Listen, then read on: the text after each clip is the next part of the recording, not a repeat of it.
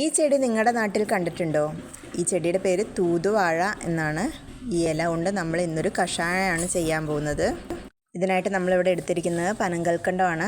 അതേപോലെ വെറ്റില ഒരെണ്ണം എടുത്തിട്ടുണ്ട്, കുറച്ച് കുരുമുളക്, കുറച്ച് ജീരകം, ചുക്ക്, ഒരു ഏലയ്ക്ക, തുളസി ഇല, തൂതുവാഴയുടെ 2 ഇല, പിന്നെ എടുത്തിരിക്കുന്ന പനിക്കൂർക്കയാണ്, തിപ്പല്ലി, അതേപോലെ ആര്യവേപ്പ് എടുത്തിട്ടുണ്ട്. ആര്യവേപ്പ് ഓപ്ഷണലാണ് കേട്ടോ. ആ ഒരു കയ്പ്പ് ഇഷ്ടപ്പെടാത്തവർക്ക് അത് സ്കിപ്പ് ചെയ്യാം. ഈ പറഞ്ഞ ഇൻഗ്രീഡിയൻസ് ഒക്കെ ഒന്ന് ചതച്ചെടുക്കുന്നുണ്ട്.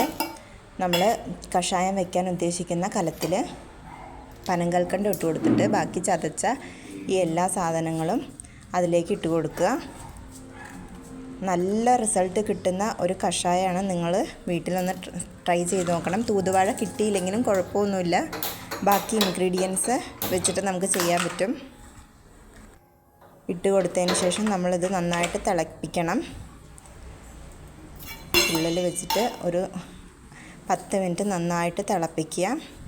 തിളപ്പിച്ച് കഴിഞ്ഞ് ഇതിൻ്റെ സത്തെല്ലാം ഈ ഒരു കഷായത്തിലേക്ക് ഇറങ്ങി കഴിയുമ്പോൾ നമുക്ക് ഒരു ഗ്ലാസ്സിലേക്ക് എടുക്കാവുന്നതാണ്. ഹോംലി വ്ലോഗിലെ ഒരു ഹോം ടിപ്പാണ്. ജലദോഷത്തിനും പനിക്കെല്ലാം നല്ല റിസൾട്ടാണ്.